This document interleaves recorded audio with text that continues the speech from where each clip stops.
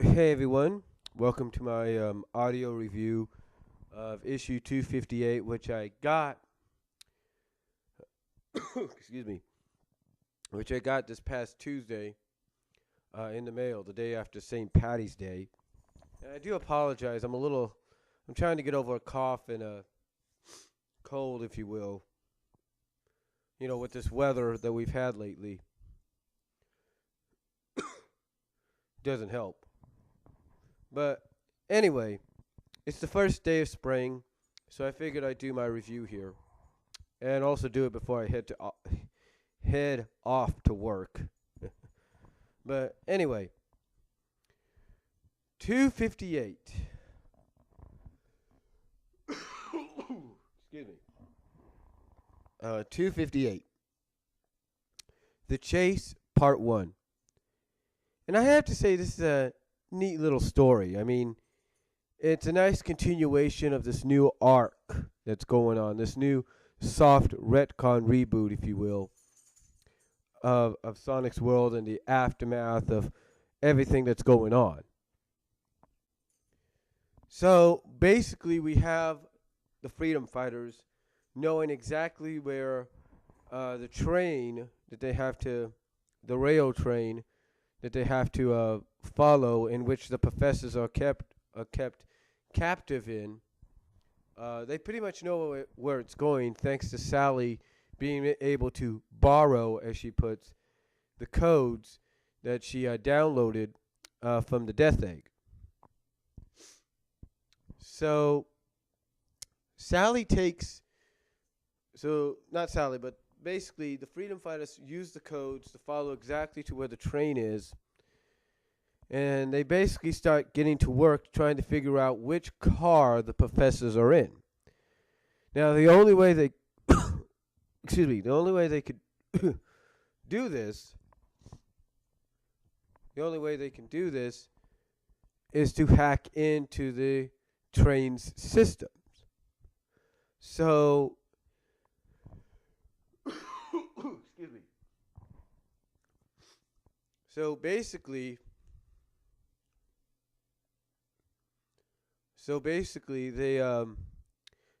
they blast their way into the front car, into the main car, if you know, the main operating system. But the hole isn't big enough. Basically, Bunny wasn't able to blast a hole big enough for all of them to fit through. But Sally's like, hey, don't worry about it. Don't worry about it. We'll improvise.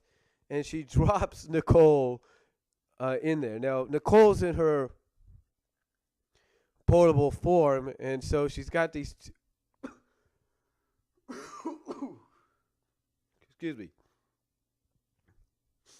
She's got these expressions on her screen, like the expression of being dropped into the hole by Sally, like, huh, what the heck?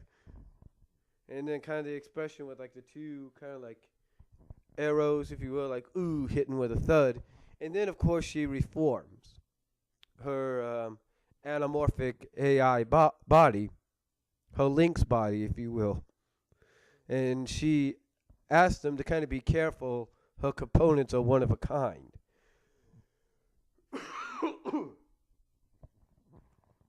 And Sally's like, hey, sorry about that. We're in a hurry kind of deal. And so Nicole is able to hack into the system. But of course, this alerts a Horde commander, and this is a E-106 Horde commander. And of course, Nicole is kind of like surprised, trapped, if you will, temporarily. Kind of like nervously ask, you wouldn't be, and Nicole's nervously asking, you wouldn't be one of those E1s that's on our side now, would you? And of course it's not, and it starts attacking her. So she's able to, but she has enough time to toss her handheld into, her handheld, excuse me, her handheld up to Sally, and Sally grabs her and Nicole is able to basically upload herself back into the handheld at the same time, basically getting herself out of danger. Now, at the same time, of course, we have Sonic telling Amy, you know what, we're going to have to go car by car, and simultaneously you have Sally saying the same thing. So thanks to the information she got with that Nicole was able to get, they start searching car by car, both sides. And as Sonic's going ahead of Amy, Amy starts hammering away at one car and finally opens it up by saying, "Open says me." And she ends up finding out, oops, I nearly blew us up. Yeah, because basically she ends up busting the door open into the missile car compartment. Yeah, into the missile car compartment. And she's kind of like telling herself, okay, let's not tell anybody that I nearly almost blew us up. Yeah, let's not tell anybody I did that.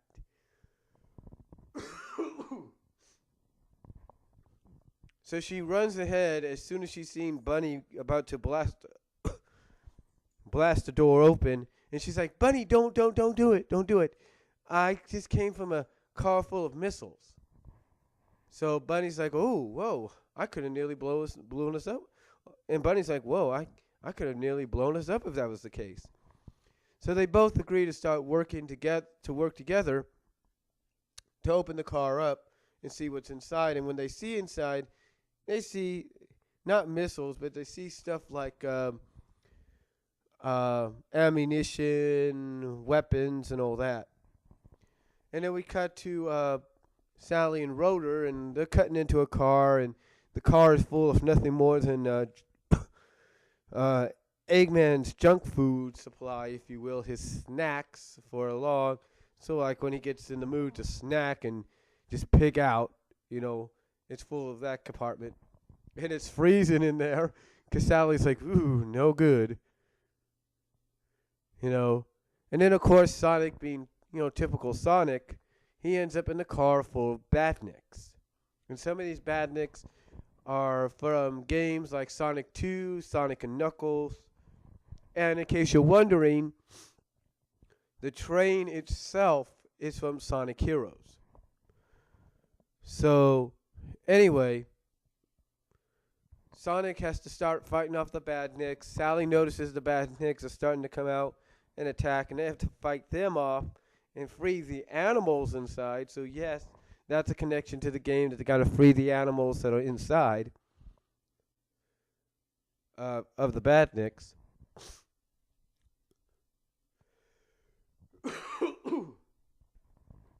And, of course, Sally tells Bunny to go help Tails and Antoine because some of the flying badniks are going after them. So Bunny goes and helps Tails and Antoine. And Sally and Rhoda are able to jump off the train using the hoverboards. And if you're wondering what that thing that Sally was carrying on her back was, that's her hoverboard. And they wonder where Amy is, and where is Amy's hoverboard. Fortunately, Sonic is there to, catch her and save her, if you will. And then they come up with an idea. Sally comes up with an idea. And basically, Sonic knows what the idea is, so they set up the boards to be like steps. Sonic goes on to Rotor's, then Sonic goes on to Sally's, and then Sonic hands Amy off to Sally and says, "Amy, you'll be safer here with Sally and Rotor." And Sally's holding Amy just the same way Sonic held her, and Amy's got this expression like, "This is not who I want holding me in this position." She's like, "This is not who I want holding me in this position." So, excuse me. So anyway, Sally does let her go, drops her on top of the train, drops her feet first on the train, so they can kind of back up Sonic. Sonic does finally find where the professors are, and I will say this. The way Ian Flynn portrayed Professor Prickle in the comics, very close and identical to how he's portrayed in the Unleashed game. Because basically here you have supposedly a smart, a smart, excuse my language, God, a smart ass professor, and yet all he's worried about is, I wonder if I could get a cucumber sandwich. When is service? When is the cucumber sandwich coming? You know, and when Sonic finally finds them and then sees the professor, acting the way he is, Sonic looks at, Chuck like, this is the guy with the expression of, this is the guy that's supposed to know everything about what's going on. So anyway, just as he's about to free the professors, that's when the E-106 Horde Commander busts into the car. And that ends up leading us into a to be continued, which of course will continue on in Sonic 259. Now, ironically, Sonic 259 is going to be the last issue in my current subscription. And after 259, I'm going to start going probably with the 24 issue deal. Yeah, it's a little bit more money to spend, but at least I'll save money in the long run, and I'll have 2 years covered if they still currently do that. But anyway, I have to say that 259 to me, I thought was okay. I thought it was an alright issue. 258, I should say. Yeah, 258. I thought it was an okay issue. I thought it was all right. I know a lot of people don't like this whole, mixture of let's take the SatAM cast and mix them into a world based on the games. I can understand that, but, right now, if it's going to work for what I think they got planned in the near future, let's just let it be. Let's just see what happens and, not argue over it or anything like that. Let's just wait and see what happens. Let's hold out on it and see exactly where it goes from here. Because I already have my suspicions.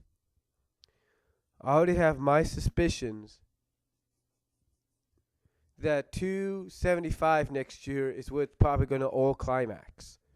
And that's why I got my huge suspicions on 275. Because let's not forget, when we get to issue 260 in May, we will be 12 months away, a year away from 272. And that should be April or May.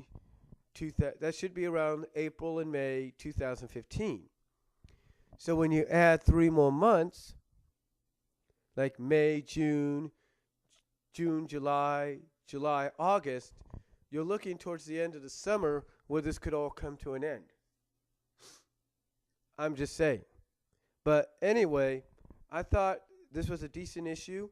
And of course, as you have seen, you had 2 covers you could work with. Of course, the cover you probably mostly saw here was the Viant cover. Of course, the cover at the beginning was the cover that a lot of the subscribers like myself ended up getting. So, yeah.